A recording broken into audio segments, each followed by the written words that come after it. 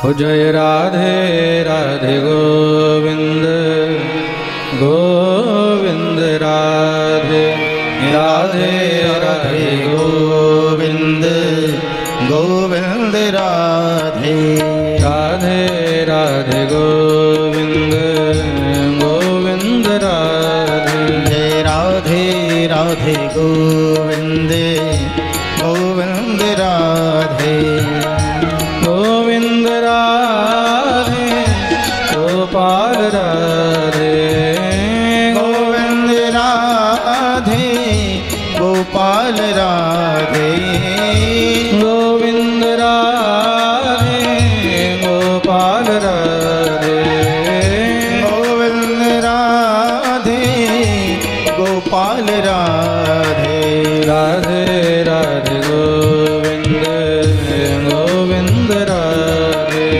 राधे राधे सवाई दोनों हाथ तुले ताली से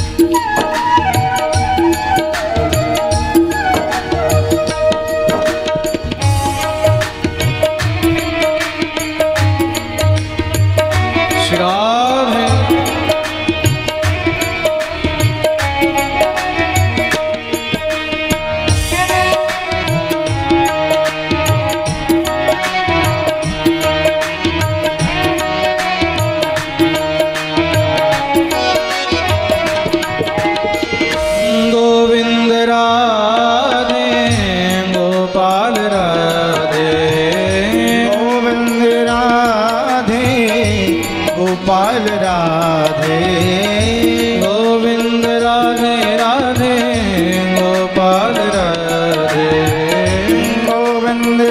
गोविंद राधे गोपाल राधे गोविंद राधे गोपाल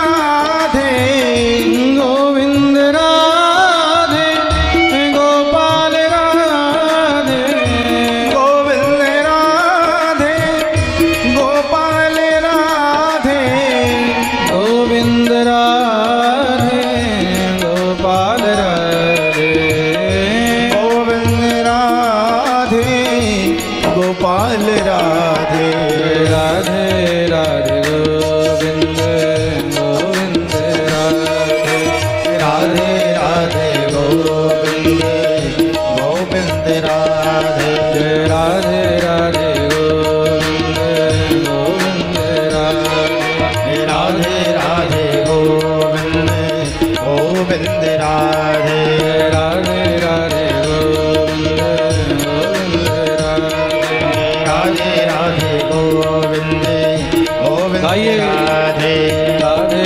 राधे गोविंद गोविंद राधे राधे राधे गोविंद गोविंद राधे राधे राधे गोविंद गोविंद राधे राधे राधे गोविंद गोविंद राधे राधे राधे गोविंद गोविंद राधे राधे राधे गोविंद गोविंद राधे राधे राधे गोविंद गोविंद राधे राधे राधे गोविंद गोविंद राधे राधे राधे गोविंद गोविंद राधे राधे राधे गोविंद गोविंद राधे राधे राधे गोविंद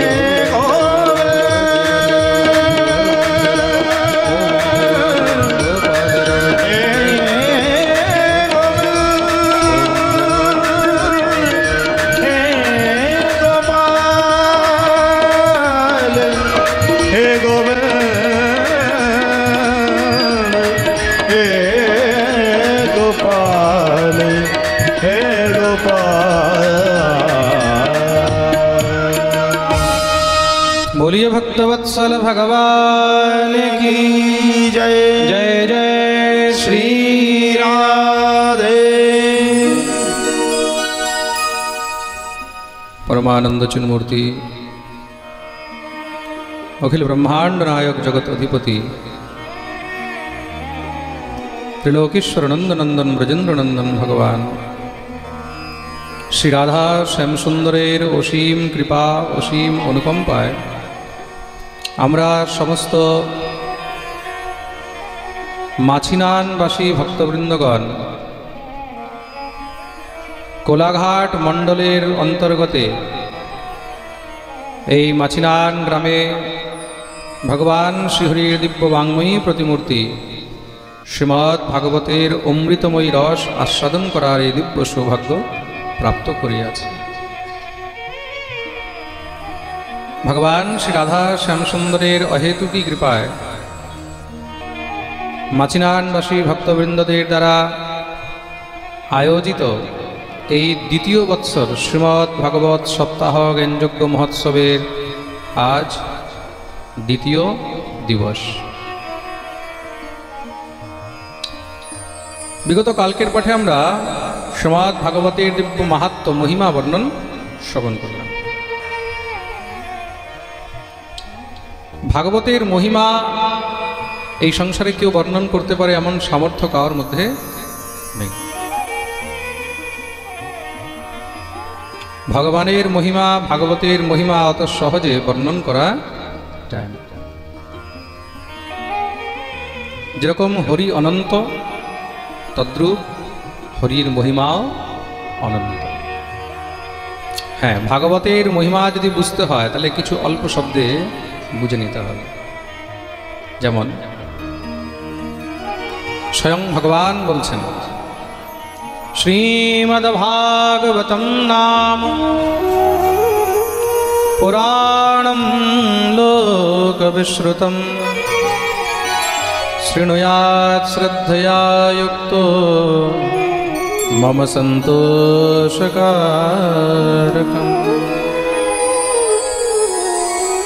এই যে শ্রীমদ্ ভাগবত মহাপুরাণ, যেই জীব এই ভাগবত নিত্য শ্রবণ করে, শৃণুয়াৎ শ্রদ্ধয়া যুক্ত, শ্রদ্ধা যুক্ত হয়ে যেই জীব ভাগবত শ্রবণ করে, ভগবান বলছেন সে আমার অত্যন্ত প্রিয় হইয়া থাকে।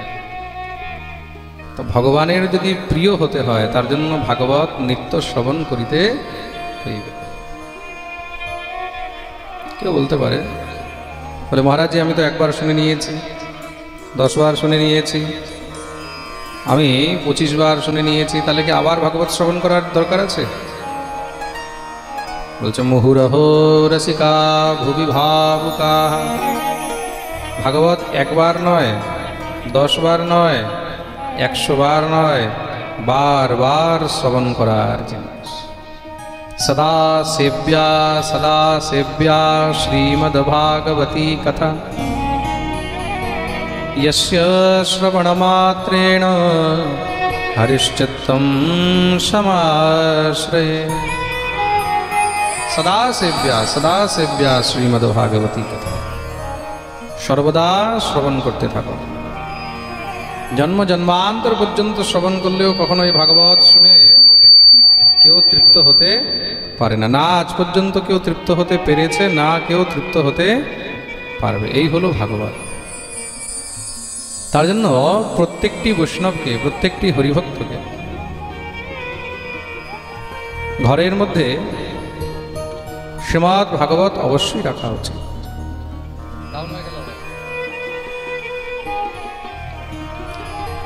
প্রত্যেক গৃহের মধ্যে ভাগবত অবশ্যই রাখা উচিত। যেই গৃহের মধ্যে ভাগবত থাকে সেই গৃহকে তীর্থস্বরূপ বলা হয়েছে। তদ গৃহম তীর্থরূপাণি। সেই গৃহকে কিসের স্বরূপ বলা হয়েছে? জোরে বলো, তীর্থ। যেই গৃহের মধ্যে ভাগবত থাকে, নিত্য ভাগবতের পূজা হয়, নিত্য ভাগবত পাঠ হয়। নিত্যম ভাগবতম যস্তু পুরাণম পঠতে নরঃ প্রত্যক্ষরম ভবেৎ তস্য কপিলাদানজম ফলম। নিত্য যেই গৃহের মধ্যে ভাগবত পাঠ হয়, প্রত্যেকটি অক্ষর অক্ষরে কপিলা দান মানে গোদানের ফল প্রাপ্ত হয়। প্রেম সে বলো রাধে রাধে। তাহলে বিচার করে দেখো ভাগবতের কত মহিমা। ভাগবতকে কেউ যদি শ্রদ্ধা যুক্ত হয়ে কোনো বস্তু অর্পণ করে, বস্ত্রালঙ্করণৈ ধূপৈর पुष्पै दीपोपहारकैः वशीकृतो ययं तैश्च सत्स्त्रिया सत्पतिर्यथा। ভগবানকে যদি বশীভূত করতে হয়, বশে করতে হয়, তাহলে ভাগবতের সেবা করো। তা ভাগবতকে কি কি দেওয়া যায় বলে, যথাসাধ্য যার সামর্থ্য সেই সামর্থ্য অনুসারে ভাগবতে তুমি যা দেবে ভগবান তাতেই প্রসন্ন। কি কি বলে, বস্ত্র, বস্ত্র, অলঙ্করণৈঃ, অলঙ্কার, পুষ্পৈ, পুষ্প, ধূপ, ধূপ, দীপ, দীপ, উপহারকৈঃ ইত্যাদি। এসব যে কোনো বস্তু যদি কেউ ভাগবতকে অর্পণ করে তাহলে ভগবান তার বশীভূত হয়ে যায়। এই হলো ভাগবতের মহিমা। কোটি জন্মার্জিত যদি কোনো পাপ থাকে, এই ভাগবত শ্রবণ করলে সেই সমস্ত পাপ তৎক্ষণাৎ নাশ হয়ে যায়। বলিয়ে ভাগবত ভগবান কি জয়। কেন ভগবান স্বয়ং বলেছেন, মৎ কথা বাচকম নিত্যম, মৎ কথা শ্রবণে রতম, মৎ কথা প্রীত মনসম নাহম ত্যক্ষ্যামি তম নরম। যে জীব আমার ভাগবত নিত্য শ্রবণ করে, নিত্য পাঠ করে, নিত্য মনন করে, আমি সেই জীবকে কখনো ত্যাগ করি না। তো ভগবান যাকে ত্যাগ করেন না, এই সংসারের মধ্যে তাকে কোনো পাপ স্পর্শ করতে পারবে? ভগবান যাকে ধরে রেখেছেন তাকে কেউ নরকে নিয়ে যেতে পারবে? তা নরক থেকে বাঁচার পার্মানেন্ট উপায় কি বলে, ভাগবতের শরণাগতি নিয়ে থাকো। যেখানেই ভাগবত হয় সেখানে দৌড়ে যাও। ঘরে ভাগবত রাখো, নিজে পড়ো, ঘরের মানুষকে পড়ে শোনাও। এখান থেকে শ্রীমদ্ ভাগবতের মূল কথা আরম্ভ হচ্ছে। আমরা ভাগবতের প্রথম স্কন্ধে প্রথম অধ্যায় মঙ্গলাচরণে প্রবেশ করছি। সবাই সোজা হয়ে বসবেন, দোনো হাত জোড় করে মঙ্গলাচরণের প্রথম শ্লোক আমরা শুনব। ওম নমো ভগবতে বাসুদেবায়।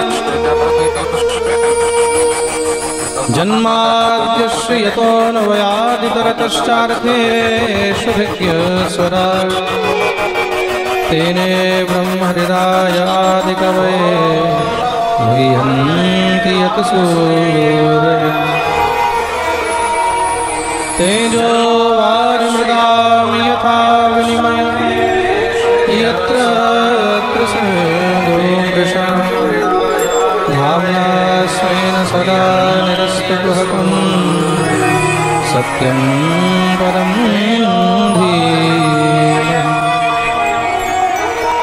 सत्यं परं धीमहि। ভগবানকে এখানে বন্দন করা হয়েছে। আমরা সেই ঈশ্বরকে বন্দন করি যার কখনো জন্মই হয়নি বা যার কখনো জন্ম হয় না। জন্ম আত্মীয়তা মনে রাখবেন। ভগবান হলেন আদি, আদি নয়, আদিরও অনাদি। ঈশ্বর পরমানন্দ সচ্চিদানন্দ বিগ্রহ, অনাদির আদি গোবিন্দ সর্বকারণ। তিনি হলেন আদি, আদিরও অনাদি, আর অনাদিরও আদি। যার পূর্বে কেউ ছিল না আর যার পরেও কেউ থাকবে না। তিনি যেমন ছিলেন তেমনই আছেন আর তেমনই থাকবেন। না এক ইঞ্চি বাড়ে না এক ইঞ্চি কমে। তেনে ব্রহ্ম হৃদয়াদি কবে মুহ্যন্তি যৎ সূরয়। আজ পর্যন্ত তাকে কেউ বুঝতে পারেনি। আদি কবি ব্রহ্মাও তাকে বুঝতে গিয়ে মোহিত হয়ে গেছে। তার জন্য শ্রীমদ্ ভাগবতে ব্রহ্মমোহন নীলা রয়েছে। কোন নীলা আছে? ব্রহ্মমোহন নীলা। ভগবান ব্রহ্মাকে পর্যন্ত মোহিত করে দিয়েছেন, ব্রহ্মাও ভগবানকে বুঝতে পারেনি। তাহলে সবাই যে ভগবানের বর্ণন করে, কেউ আজ পর্যন্ত ভগবানকে ঠিক ঠিক বুঝতে পারেনি, এই কারণেই ভগবানের আজ পর্যন্ত এক্স্যাক্টলি ঠিক ঠিক একরকম কেউ বর্ণনাও করতে পারেনি। যে ভগবানকে যেইভাবে বুঝেছে সে সেইভাবেই ভগবানের বর্ণন করেছেন। কেউ ভগবানকে কালো দেখেছে, কালো বর্ণন করে দিয়েছে। কেউ ভগবানকে নীল দেখেছে, নীল বর্ণন করে দিয়েছে। নীলাম বজশ্যামলকোমলাঙ্গম সীতা সমারোপিতবামভাগম। কেউ ভগবানকে সাদা দেখেছে, শুক্লাম্বরধরম বিষ্ণুম শশিবর্ণম চতুর্ভুজম। কেউ ভগবানকে হলুদ দেখেছে, পীতবর্ণ। আজানুলম্বিত ভুজো কনকাবদাতো সংকীর্তনৈকপিতরো কমলায়তাক্ষ বিশ্বম্ভরো দ্বিজবরো যুগধর্মপালো বন্দে জগৎপ্রিয়করো করুণাবতার। কেউ ভগবানকে হলুদ দেখেছে, হলুদ বর্ণন করে দিয়েছে। কেউ ভগবানকে নাটা দেখেছে, নাটা বর্ণন করে দিয়েছে। কেউ ভগবানকে লম্বা দেখেছে, লম্বা বর্ণন করে দিয়েছে। কেউ ভগবানকে সিংহের মতন দেখেছে, সেটাই বর্ণন করে দিয়েছে। কেউ ভগবানকে বরাহের মতন দেখেছে, কেউ মৎস্যের মতন দেখেছে। तो जाकी रही भावना जैसी प्रभु मूरत देखी तिन तैसी। যার যেমন ভাবনা, নিজের নিজের ভাবনা অনুসারে সেই জীব ভগবানের বর্ণন করেছে। ঠিক ঠিক ভগবানকে আজ পর্যন্ত কেউ বুঝতে পারেনি। ভগবানকে যদি জীব বুঝেই যায় তাহলে তো এই জীব ভগবান থেকেও বড় হয়ে যাবে। ভগবান বড় না আমাদের বুদ্ধি বড়? জোরে বলো। হ্যাঁ, ভগবানই তো বড়। তাই ছোট বুদ্ধির মধ্যে এত বিরাট পুরুষ, সেই বিশাল তত্ত্ব, তাকে বোঝার আমাদের সামর্থ্য আছে? হ্যাঁ, প্রেমসে বলো। সাধারণ আমরা যখন বই খাতা পড়ি, তো সেই বই খাতার মধ্যে আমরা যখন গ্রামার পড়ি, সেই গ্রামারের গ্রামেটিক্যাল সেই যে শব্দগুলো, সেগুলোই আমরা ঠিক মতন বুঝতে পারি না, তাই তো? হ্যাঁ, ঠিক মতন আমরা গ্রামারের শব্দকোষ বুঝতে পারি না। সংস্কৃত হোক, ইংলিশ হোক, প্রত্যেক জিনিসের গ্রামার আছে। হিন্দি গ্রামার আছে, বাংলা গ্রামার আছে, ইংলিশ গ্রামার আছে, তাই তো? সংস্কৃত গ্রামার আছে, ওগুলোই আমরা বুঝতে পারি না। গুণসন্ধি কি, ইয়নসন্ধি কি, আমরা এগুলোই বুঝি না। তাহলে বিচার করে দেখো,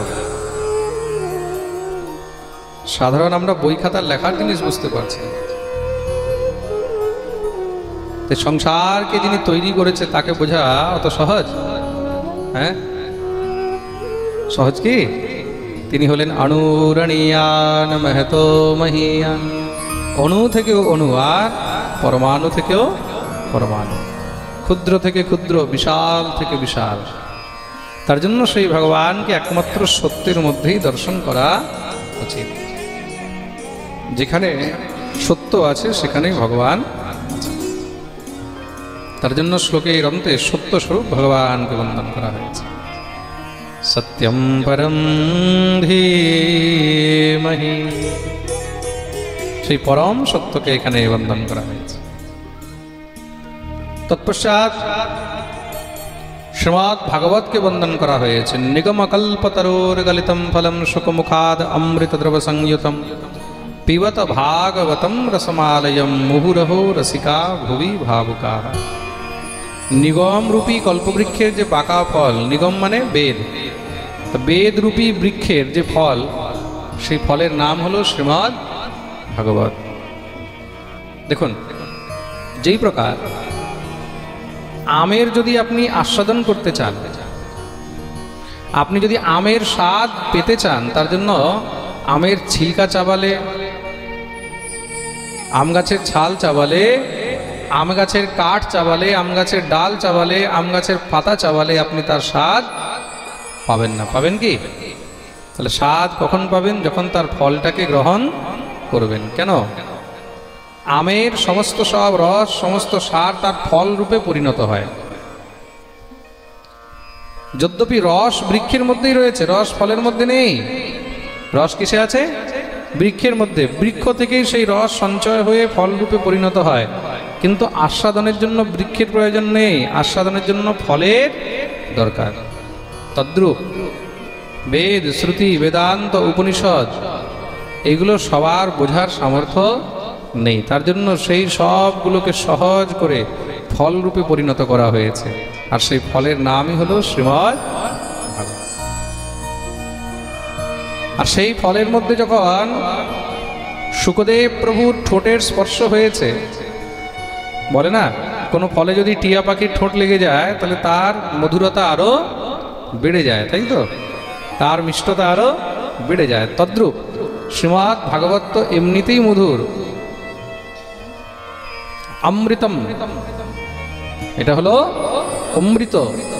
কিন্তু যখন শ্রী শুকদেব প্রভুর মুখ স্পর্শ হয়েছে, তো শুক মুখাদ অমৃত দ্রব সংযুতম, শুকদেব প্রভুর মুখ স্পর্শ হওয়ার কারণে অমৃত থেকেও আরো উত্তম হয়ে গেছে। এই ভাগবত হলো শুকমুখ বিগলিত নিগম কল্প কল্প, শ্রী শুকদেব প্রভুর মুখ নিঃসৃত বাণী, এটা হলো শুকদেব প্রভুর উচ্ছিষ্ট। ভাগবতকে শুকদেব প্রভুর উচ্ছিষ্ট, মুখ বিগলিত। দেখুন, মহাপুরুষগণের উচ্ছিষ্ট গ্রহণ করলে কি হয়, তখন তাদের কৃপা সহজেই নিজ অন্তরে প্রবিষ্ট হয়। তার জন্য মহাজন ইয়েন গতঃ সপন্থা, মহাজন মহৎপুরুষ যেই পথে গেছে সেই পথ প্রদর্শন করা উচিত, তাদের উচ্ছিষ্ট গ্রহণ করা উচিত। প্রেম সে বলো। তার জন্য সাধু, গুরু, বৈষ্ণব, মহৎজন এদের উচ্ছিষ্ট অবশ্যই গ্রহণ করা উচিত। মন দিয়ে শুনবে, কিন্তু এদের উচ্ছিষ্ট অবশ্যই গ্রহণ করা উচিত। তো ভাগবত হল শ্রী শুকদেব প্রভুর মুখ বিগলিত বাণী, শুক মুখাদ অমৃত দ্রব সংযুতম। পিবত ভাগবতম রসমালয়ম মুহুরহো রসিকা ভুবি ভাবুকা। তার জন্যই ভাগবতকে বারবার পান করতে থাকো, যতবার পারবে ততবার পান করতে থাকো। আর যত পান করবে ততই তুমি ভক্তির পথে আরো এগিয়ে যাবে। তৎপশ্চাৎ নরনারায়ণ ভগবানকে বন্দন করা হলো, ভগবতী সরস্বতীকে বন্দন করা হয়েছে, মহর্ষি বেদব্যাসকে বন্দন করা হয়েছে। নারায়ণং নমস্কৃত্য নরং চৈব নরোত্তমং দেবীং সরস্বতীং ব্যাসং ততো জয়মুদীরয়ে। নরনারায়ণ ভগবানকে বন্দন, ভগবতী সরস্বতীকে বন্দন, মহর্ষি বেদব্যাসকে বন্দন করা হয়েছে। বেদব্যাসকে, ইনি সেই বেদব্যাস যিনি এই দিব্য শ্রীমদ্ ভাগবত মহাপুরাণের রচনা করেছেন। ভগবানের 24 অবতারকে বর্ণন করা হয়েছে। 24 অবতার কি কি? ভগবানের প্রথম অবতার হলো সনকাদি, ব্রহ্মার 4 পুত্র রূপে অবতার নিয়েছেন, সনক, সনন্দন, সনাতন আর সনত কুমার। দ্বিতীয় হলো বরাহ অবতার, বরাহ অবতার নিয়ে ভগবান পৃথিবী রক্ষা করে হিরণ্যাক্ষের উদ্ধার করেছেন। তৃতীয় হলো নারদ অবতার। চতুর্থ হলো নরনারায়ণ অবতার, স্বয়ং সাক্ষাৎ ধর্মের স্ত্রী, ধর্মের পত্নী ভগবতী মূর্তি, তার গর্ভের থেকে ভগবান নর আর নারায়ণ রূপে অবতীর্ণ হয়েছেন। নরনারায়ণ কার পুত্র? কার নাম নিলাম এখন বলো? এই কারণে আমি বলি মন দিয়ে শুনতে হবে, দেখেছো? আমি বলি না মাঝে মাঝে, এই কারণে আমি জিজ্ঞাসা করি, এটাতে বোঝা যায় কে কত মন দিয়ে শুনছে। খালি হা করে তাকিয়ে থাকলে হবে না। পাঠের মধ্যে যা বলা হয় ওগুলোকে খুব মনোযোগ দিয়ে শুনতে হবে। প্রেম সে বলো, জোর সে বলো, আরো জোরে, সবাই দুটো হাত তুলে জয় জয় শ্রী রাধে।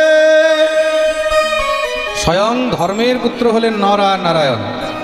কার পুত্র? মনে থাকবে? ধর্মের স্ত্রী তার নাম হলো মূর্তি। নাম কি? জোরে বলো। মূর্তি। মূর্তির বরের নাম কি? জোরে বলো, পিছন থেকে আওয়াজ পাচ্ছি না। ধর্ম। মনে থাকবে? ধর্মের স্ত্রীর নাম মূর্তি, মূর্তির বরের নাম ধর্ম। এই দুইজনার সন্তানকে নর নারায়ণ। বলিয়ে নর নারায়ণ ভগবান কি। বাচ্চাদের মতন পড়াতে হচ্ছে, কি অবস্থা! প্রেম সে বলো। এই হলো ভগবানের চতুর্থ অবতার। পঞ্চম হলো কপিল অবতার। কপিল অবতার নিয়ে ভগবান কপিল দেব নিজের মা দেবহূতিকে সাংখ্য দর্শনের উপদেশ করেছিলেন। বলিয়ে কপিল ভগবান কি। ষষ্ঠম হলো দত্তাত্রেয় অবতার। দত্তাত্রেয় রূপে ভগবান অত্রি আর অনসূয়ার ঘরে জন্মগ্রহণ করেছেন। কাদের ঘরে? ব্রহ্মার পুত্র হলেন অত্রি। অত্রির স্ত্রী নাম হলো অনসূয়া। নাম তো শুনেছেন হবে, সতী অনসূয়া বলা হয় না, সতী শিরোমণি। এই 14 ভুবনের মধ্যে সতী শ্রেষ্ঠ হলেন ভগবতী অনসূয়া। অনসূয়ার গর্ভের থেকে 3 দেবতা 3 পুত্র রূপে জন্মগ্রহণ করেছেন। তার মধ্যে স্বয়ং ব্রহ্মার অংশ থেকে যেই পুত্র হলো তার নাম হলো চন্দ্রমা। কি নাম? ভগবান বিষ্ণুর অংশ থেকে যেই পুত্র হয়েছে তার নাম হলো দত্তাত্রেয়। কি নাম? দত্তাত্রেয়। বলিয়ে দত্তাত্রেয় ভগবান কি। এই দত্তাত্রেয়কে অবধূত বলা হয়। কি বলা হয়? অবধূত। আর দেবাদিদেব মহাদেবের অংশ থেকে যেই পুত্র হয়েছেন তার নাম হলো দুর্বাসা। তার নাম কি? দুর্বাসা। বলিয়ে দুর্বাসাজি মহারাজ কি। দুর্বাসা কিন্তু খুব ভালো, অনেক শান্ত শিষ্ট থাকেন। রাগ উঠে গেলে সোজা অভিশাপ দিয়ে বর্ষ করে দেন। প্রেম সে বলো। এটা হলো ভগবানের ষষ্ঠম অবতার। সপ্তমঃ আকুত্যাম রুচের যজ্ঞ অভ্যজায়ত। ভগবানের সপ্তম অবতার হলো যজ্ঞ অবতার। ভগবতী আকুতি আর রুচি প্রজাপতির ঘরে ভগবান যজ্ঞ রূপে অবতীর্ণ হয়েছে। অষ্টম অবতার হলো ঋষভ। এই ঋষভদেব থেকে জৈন ধর্ম সৃষ্টি হয়েছে। কোন ধর্ম? জৈন ধর্ম। জৈনীরা খুব নিয়ম শৃঙ্খলা মেনে চলে, কিন্তু মনে রাখবে, যারা জৈন ধর্ম পালন করেন তাদের ঘরের মধ্যে ভুলেও পেঁয়াজ রসুনও কিন্তু ঢোকে না। আমিষ তো অনেক দূরের কথা, মাছ মাংস ইত্যাদি এগুলো তো বহুত দূরের কথা। তাদের ঘরের মধ্যে পেঁয়াজ রসুন পর্যন্ত ঢোকে না, যারা জৈন ধর্ম পালন করেন। আমাদের সনাতন ধর্মেরই একটি পার্ট হলো জৈন ধর্ম। বলিয়ে ঋষভদেব ভগবান কি।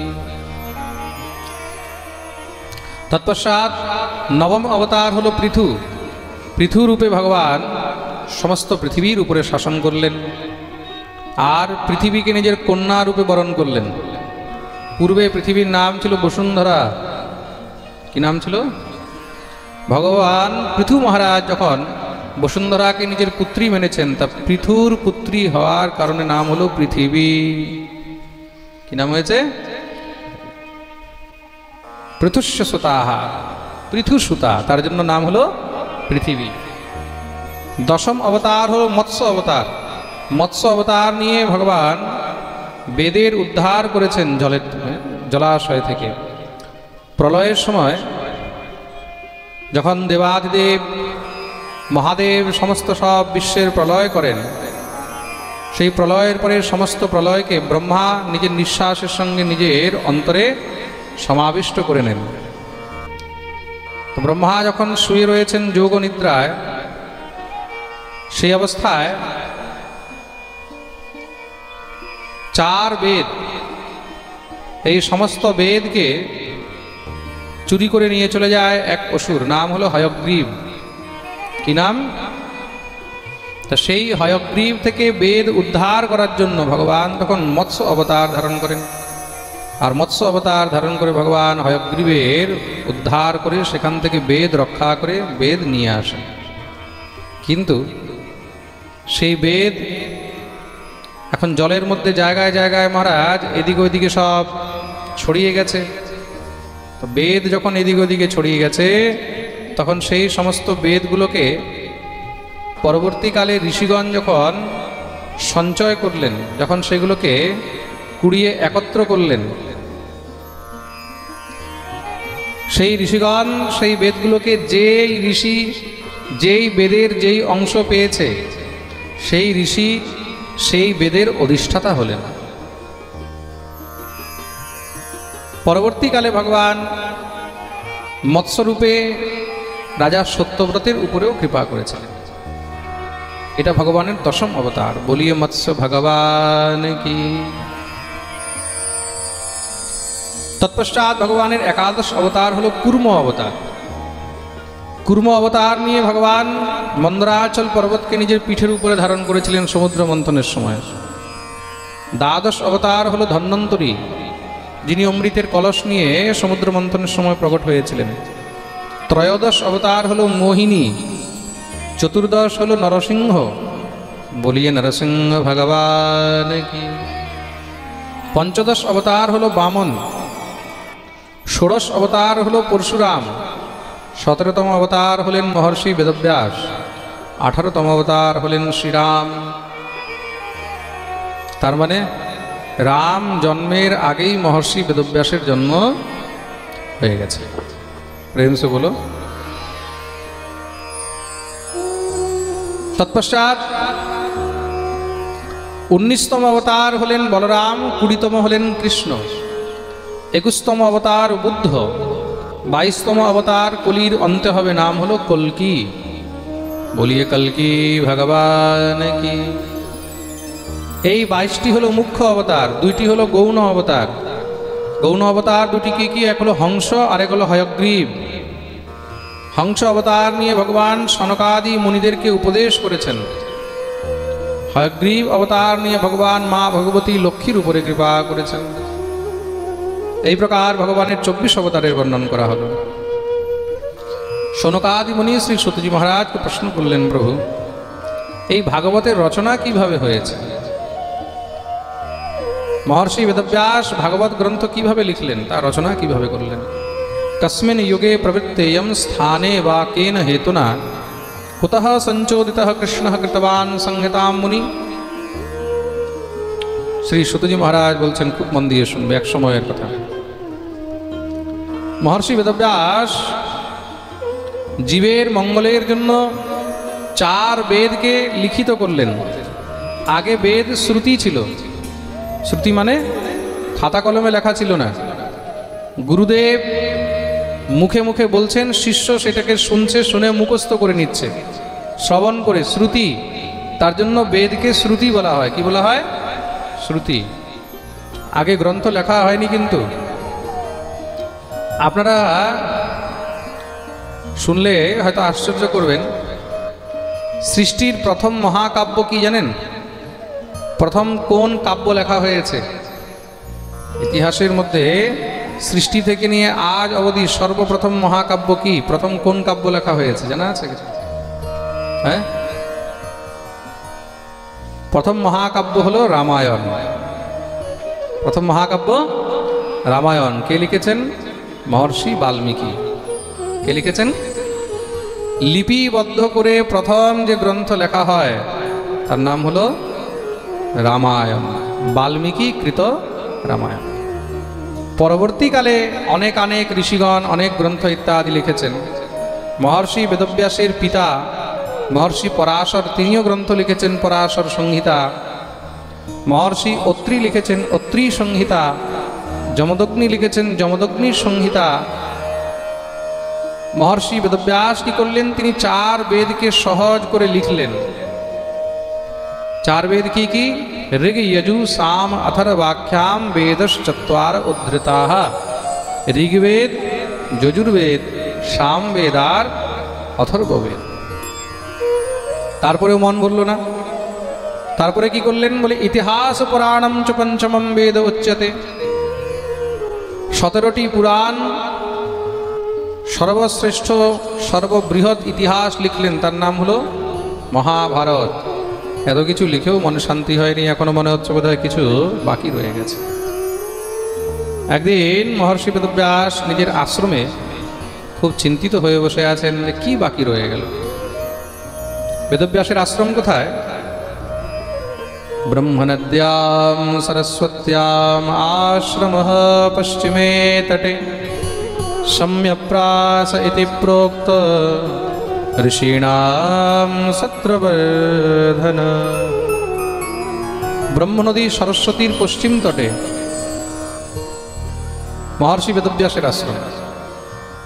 আশ্রমের নাম হলো সম্যপ্রাস। নাম কি? জোরে বলো। সম্যপ্রাস, চবনপ্রাস নয় কিন্তু, প্রেম সে বলো। সেখানে বসে আছেন। সেই অবস্থায় সেখানে দেবর্ষি নারদ এসে উপস্থিত হয়েছেন। নারদকে দেখে সঙ্গে সঙ্গে দৌড়ে গিয়ে দণ্ডবৎ প্রণাম করলেন। তমভিজ্ঞায় সহসা প্রত্যুত্থায়াগতম মুনিঃ পূজয়ামাস বিধিবন্নারদম সুরপূজিতম। নারদের খুব সুন্দর পূজা অর্চনা করলেন, উচ্চ আসন দিয়ে বসিয়েছেন, প্রণাম করলেন। নারদ বেদব্যাসকে দেখে জিজ্ঞাসা করছেন, হে মহর্ষি বেদব্যাস, তোমাকে দেখে খুব চিন্তিত মনে হচ্ছে, তোমার চিন্তার কারণ কি? জিজ্ঞাসিতম অধীতম চ ইয়ত্তদ ব্রহ্ম সনাতনম অথাপি শোচস্যাত্মানম অকৃতার্থ ইব প্রভু। কি ব্যাপার, তোমার চিন্তার কারণ কি? মহর্ষি বেদব্যাস বললেন, কি বলবো ভগবান, আমি এত শাস্ত্র এত গ্রন্থে রচনা করলাম, কিন্তু তবু আমার মনে শান্তি হলো না। এখন মনে হয় বোধহয় কিছু বাকি রয়ে গেছে। নারদ জিজ্ঞাসা করলেন, কি কি রচনা করেছো? সব লিস্ট বলে দিলেন। নারদ হাসতে লেগেছেন। তুমি এত কিছু রচনা করেছো, ভবতানুদ্যত প্রায়ম যশো ভগবতো মলম येने वासो न तुष्येत मन्ये तद्दर्शनम खिलम। তার মধ্যে তুমি নন্দনন্দন ভগবান শ্রী হরির গুণগান, তার নীলা, তার যশের বর্ণন করেছো। মনে রাখবে, তুমি যতই কিছু বর্ণন করো, যতক্ষণ পর্যন্ত ন তথা বাসুদেবস্য মহিমায় অনুবর্ণিতঃ, বাসুদেব ভগবান শ্রীকৃষ্ণের চরিত্র বর্ণন হবে না, ততক্ষণ মনেও শান্তি পাবে না। কেন? কেন কি কৃষ্ণই হলেন একমাত্র পূর্ণ ব্রহ্ম। তুমি যতই খাবার খাও, যতক্ষণ পর্যন্ত জল পান করবে না, ততক্ষণ পর্যন্ত অন্তরে তৃপ্তি হবে না। হবে? হ্যাঁ, খুব খাও, আর তোমাকে যদি জল না দেওয়া হয়, থাকতে পারবে? মন ভরবে? তদ্রূপ কৃষ্ণ চরিত্র হলো একদম নির্মল। তা যতক্ষণ পর্যন্ত পূর্ণ ব্রহ্ম শ্রীকৃষ্ণের চরিত্র বর্ণন হবে না, ততক্ষণ মনেও শান্তি হবে না। হে দেবর্ষি, কৃষ্ণ চরিত্র বর্ণন করব কি করে? কৃষ্ণ কৃপা ছাড়া কেউ কৃষ্ণ চরিত্র বর্ণন করতে পারে, এটা অত সহজ নয়। দেবর্ষি নারদ বললেন, দেখো, সে তো কোনো কৃষ্ণ ভক্তের কৃপাতেই কৃষ্ণ কৃপা সম্ভব। যতক্ষণ পর্যন্ত বৈষ্ণবের কৃপা হবে না, কৃষ্ণ ভক্তের কৃপা হবে না, ততক্ষণ কৃষ্ণ কৃপাও হবে না। তার জন্য যাও, তুমি বৈষ্ণব সঙ্গ করো, কৃষ্ণ ভক্তের সঙ্গ করো। বেদব্যাস সঙ্গে সঙ্গে চরণ ধরে নিয়েছেন। হে দেবর্ষি, আপনার থেকে বড় কৃষ্ণ ভক্ত আর আমি কোথায় খুঁজে পাবো? আপনার চেয়ে বড় বৈষ্ণব আর কোথায় পাবো? কৃপা করে আপনি আমাকে কৃষ্ণ ভক্তি প্রদান করুন, আপনি আমাকে উপদেশ করুন। নারদ হাসতে লাগলেন। বাহ, আমি তোমাকে বুঝাতে গেছিলাম আর তুমি আমাকে উল্টো ধরে নিলে। মহর্ষি বেদব্যাস বললেন, হে মহামুনি, আপনার মতন বৈষ্ণবের অবতার, আপনার মতন বৈষ্ণবের জন্ম তো আমাদের সবার উদ্ধারের জন্যই হয়েছে, কল্যাণের জন্যই হয়েছে। মনে রাখবে, নিজে ভজন করে, নিজে সাধন করে, নিজের যারা উদ্ধার করে নেয় তারা সাধারণ যোগী হয়, সাধারণ সাধক হয়।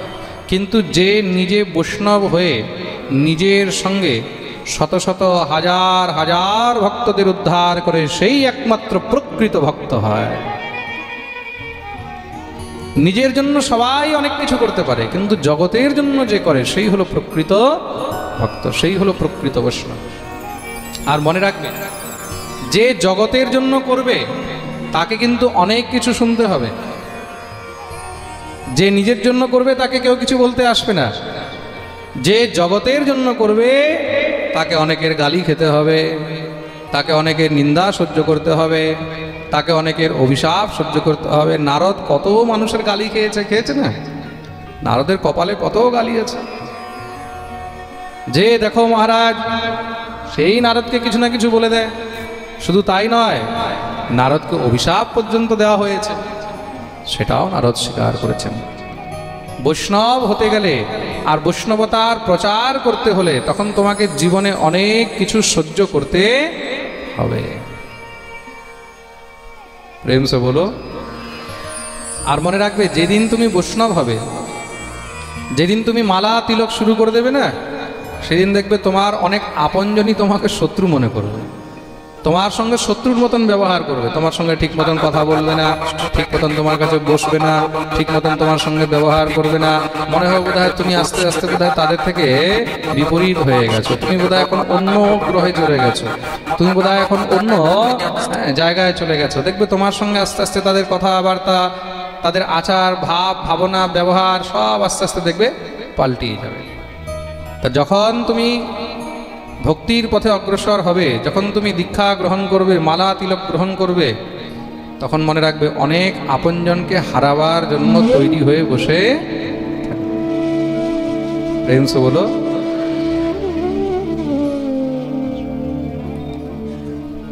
ভগবান বলেছেন না, যদি করে আমার আশ, আমি তার করি সর্বনাশ।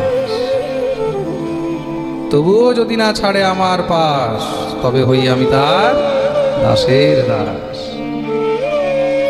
গোবিন্দের চরণাশ্রয় নিয়েছ, তাহলে অনেক আপনজনকে হারাতে হবে, এটার মধ্যে কোনো সন্দেহ নেই। প্রেম সে বলো। দেবর্ষি নারদ উপদেশ করলেন, দেখো সাধুর সঙ্গ, বৈষ্ণব সঙ্গ দ্বারাই কিন্তু আমিও ভগবানকে প্রাপ্ত করেছি। কিভাবে? পূর্বজন্মে আমি এক দাসী পুত্র ছিলাম। একবার আমাদের এখানে কিছু সাধু বৈষ্ণবগণ চাতুর্মাস্য করতে এসেছেন, তা আমার মা তাদের সেবা করত, তার সঙ্গে আমিও সেবা করতাম। তারা যখন প্রসাদ পেয়ে নিজের উচ্ছিষ্ট আমাকে দিতেন, আমি সেটাকে গ্রহণ করতাম। সাধু বৈষ্ণবদের উচ্ছিষ্ট গ্রহণ করে আমার মধ্যেও কৃষ্ণ প্রেম জাগ্রত হয়ে গেছে। শাস্ত্র বলছে, জেসা খাবে অন্ন বেসা হবে মন, যেরকম খাবে অন্ন তেমন হবে মন। তুমি গোবিন্দের প্রসাদ খাবে, সাধু বৈষ্ণবদের প্রসাদ খাবে, তোমার মনও তেমনই হবে। প্রেম সে বলো। সাধু বৈষ্ণবরা যখন পাঠ করতেন আমি বসে শুনতাম, যখন কীর্তন করতেন তখন আমি নৃত্য করতাম। দেখতে দেখতে 4 মাস কিভাবে পেরিয়ে গেল বোঝা যায়নি। আরে কোথায় গেল?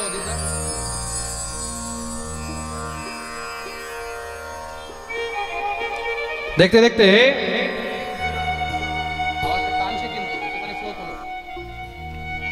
4 মাস পেরিয়ে গেল। 4 মাস পরে যখন সাধু বৈষ্ণবগণ চলে যাচ্ছেন, তখন আমি তাদের চরণ ধরলাম যে আমাকেও সঙ্গে নিয়ে চলো। তারা বললেন, দেখো এখন তোমার মা আছে, তো মাকে ছেড়ে যাওয়া যাবে না, নাহলে তুমি মাতৃঋণ থেকে কখনো মুক্ত হতে পারবে না। যখন সময় হবে তখন তুমি আমাদের কাছে চলে এসো। আমি তো নিত্য গোবিন্দের গুণগান করি, মনে মনে গোবিন্দকে ডাকি, হে প্রভু, যদি আমার মা না থাকতো তাহলে আমি দৌড়ে তোমার কাছে চলে যেতে পারতাম। হয়তো ভগবান একদিন আমার শুনে নিয়েছে। একদিন আমার মা সন্ধ্যাবেলায় যখন গো দহন করে, গাভীর দুগ্ধ দহন করে ফিরছে, পথের মধ্যে তাকে একটি বিষধর সর্প দংশন করেছে। সেখানে তার মৃত্যু হয়ে গেল। একদা নির্গতাম গেহাদ দুহন্তিম নিষিগাম পথি सर्पोदशत्पदा स्पृष्टः কৃপণাম কালনোদিতঃ। মায়ের মৃত্যু হয়েছে, নারদ নৃত্য করছেন। আহা, ঘরের মধ্যে কেউ মারা গেলে কেউ নাচবে? নারদ নৃত্য করছে। কেন নৃত্য করছে? বলে আমার আর আমার গোবিন্দের মধ্যে মাঝখানে যে দেওয়ালটা ছিল, দেওয়ালটা পড়ে গেছে। এটাই হলো প্রেম। জীবের যখন ঈশ্বরের সঙ্গে শাশ্বত প্রেম হয়, তখন এই বিষয় বাসনা সংসার এগুলো সব দেওয়ালের মতন দেখা যায়, এগুলোকে সব বাধা মনে হয়, এগুলো আর তখন ভালো লাগে না। রঘুনাথ দাস গোস্বামীপাদ যখন কৃষ্ণ প্রীতি পেয়েছেন, ভগবত প্রীতি পেয়ে মহাপ্রভুর মিলনের জন্য সমস্ত সব বাধা ইত্যাদি পরিত্যাগ করে তিনি দৌড়াতে থাকেন। ঘরে মন লাগে না, যে কোনো সময় ঘর থেকে বেরিয়ে চলে যায়, ঘর থেকে পালিয়ে যায়। একবার তো পালিয়ে সোজা জগন্নাথপুরী চলে গেছেন মহাপ্রভুর কাছে। কেন? প্রেমের মধ্যে তখন আর কোনো বাধাই জীব মানতে পারে না। একটা সাধারণ সাংসারিক জীবের সঙ্গে যখন প্রেম হয়, এই হাড় মাংসের জীবের প্রতি যখন মানুষের প্রেম হয়, তখনই মহারাজ ঘরের মানুষকে শত্রু মনে হয়, তাই তো? তখন মা বাপকেও ভালো মনে লাগে না, তখন ভাই বন্ধু মা বাপ যতই বোঝায় তাদেরকেও শত্রু মনে হয়। তো সেই প্রেম যদি নিষ্কপট শাশ্বত ভগবানের সঙ্গে হয়, তখন এই জগতে আর কিছুই ভালো লাগে না। নারদ দিব্য আনন্দে উন্মত্ত হয়ে ভগবানের ভজন করে বেড়াচ্ছেন।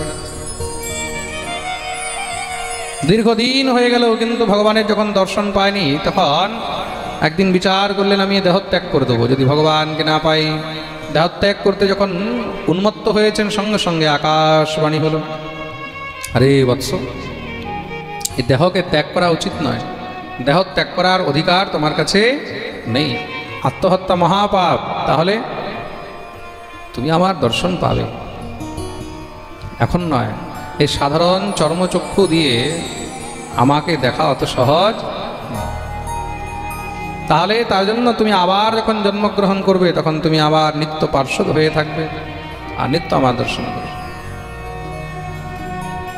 দেবর্ষি নারদ বললেন, তৎপশ্চাৎ যখন মহাপ্রলয় হলো, আমারও মৃত্যু হলো, পরমপিতা ব্রহ্মার নিঃশ্বাসের সঙ্গে সব তার গর্ভে সমাহিত হয়েছে, পুনরায় সৃষ্টি আরম্ভ হলো, তখন আমি ব্রহ্মার দশম পুত্র নারদ হয়ে জন্মগ্রহণ করলাম।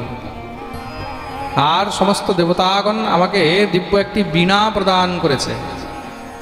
দেবদত্তামিমাম বীণাম স্বর ব্রহ্ম বিভূষিতা মূর্ছয়িত্বা হরিকথাম গায়মানশ্চরাম্যহম। আর সেই বীণা দিয়ে আমি নিত্য গোবিন্দের গুণগান করতে থাকি। ওই যে সাধুদের কৃপা, ওই যে বৈষ্ণবদের কৃপা, তাতেই আমার কৃষ্ণ প্রেম জাগ্রত হয়েছে। সাধু কৃপা বৈষ্ণব কৃপাতেই আমি গোবিন্দকে পেয়েছি। আর যখন মন হয় তখন আমি গোবিন্দের কাছে চলে যাই, যখন মন হয় তার কাছে গিয়ে বসে থাকি, যখন মন হয় চারিদিকে তার গুণগান করতে থাকি।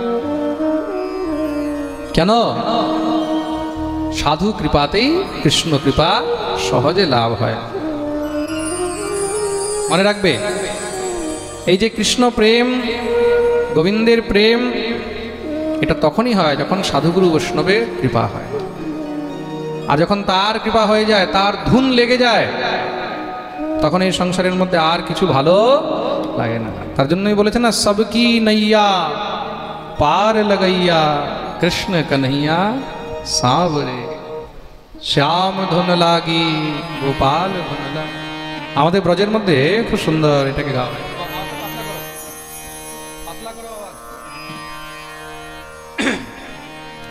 सबकी नैया पार लगैया कृष्ण कन्हैया सावरे। सबकी नैया पार लगैया कृष्ण कन्हैया सावरे।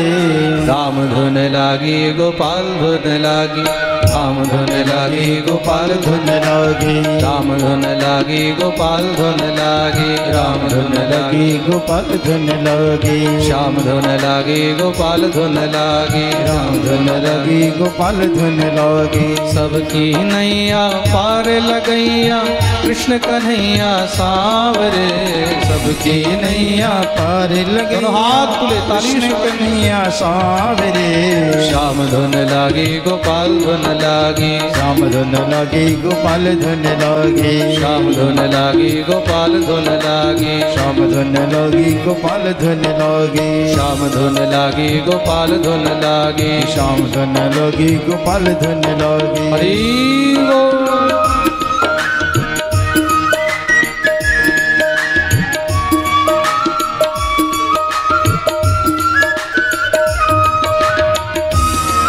बोलो वृंदावन बिहारी लाल की।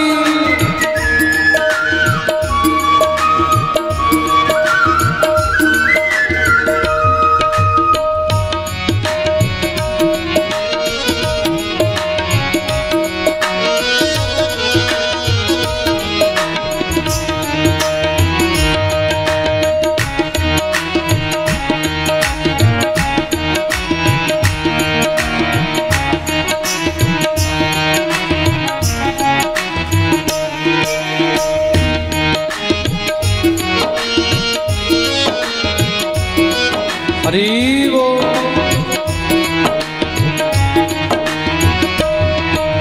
श्याम चराए धेनु बजाए वेणु रचाए रास रे, जो श्याम चराए धेनु बजाए बिन रचाए रास रे, जो श्याम चराए धेनु बजाए वेणु रचाए रास रे, जो श्याम चराए धेनु बजाए बिन रचाए रास रे,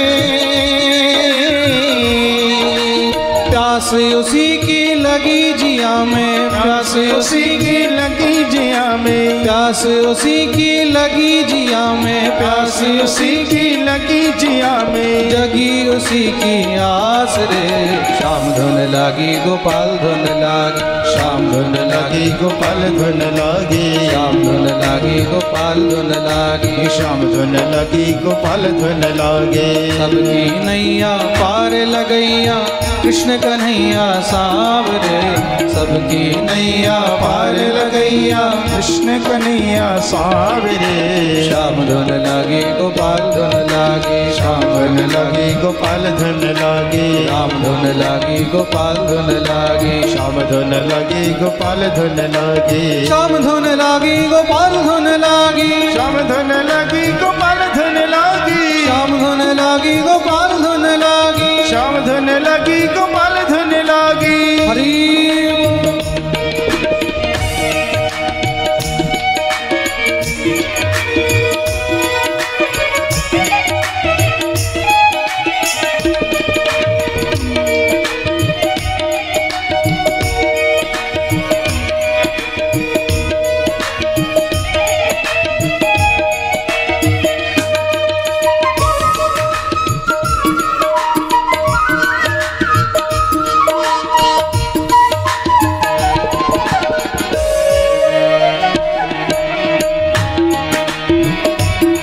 किस्मत से मिला नर जन्म छोड़ भर भरम भजन कर श्याम का,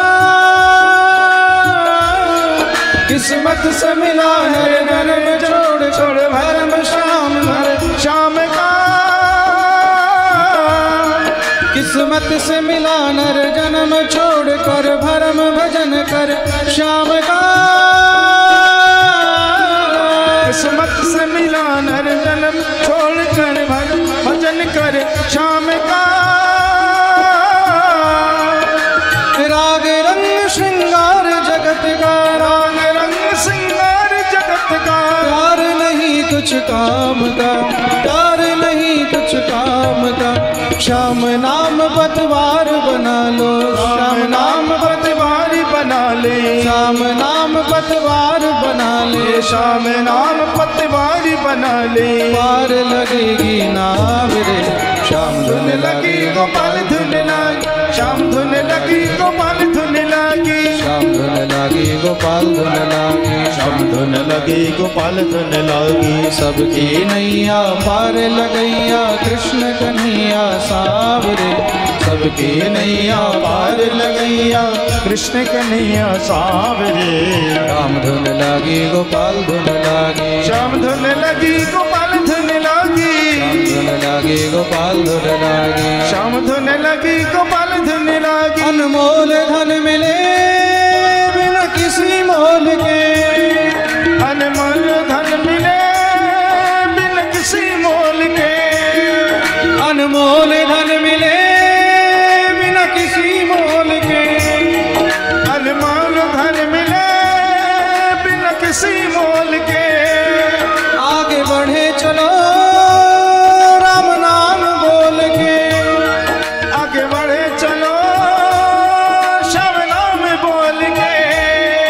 अरे सच्ची है जो लगन तुम्हारी, सच है जो लगन तुम्हारी। सच्ची है जो लगन तुम्हारी। सच्ची है जो लगन तुम्हारी। कभी थके ना पाओ रे, श्याम धुन लागी गोपाल धुन लागी। श्याम धुन लगी गोपाल धुन लागी। श्याम धुन लागी गोपाल धुन लागी। श्याम धुन लगी गोपाल धुन लागी। सबकी नैया पार लगैया कृष्ण कन्हैया सावरे। सबके नैया पार लगैया कृष्ण कन्हैया सावरे।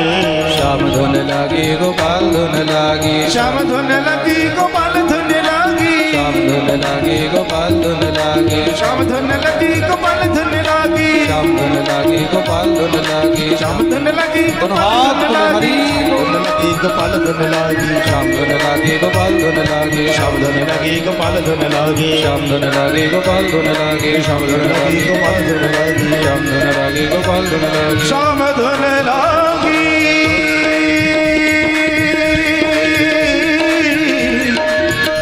गोपाल धुन लागी। गोपाल धुन लागी। गोपाल धुन लागी। बोलिए भक्तवत्सल भगवान की जय। सबकी नैया पार लगैया कृष्ण कन्हैया सावरे। सबकी नैया पार लगैया कृष्ण कन्हैया सावरे।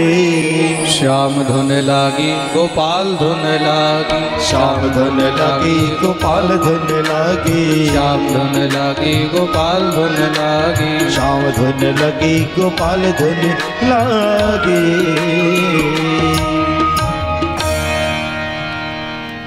एक बार जो गोविंद का धुन लग जाए, श्याम धुन लग जाए, तो जीवन में फिर और किसी चीज की जरूरत ही नहीं होती।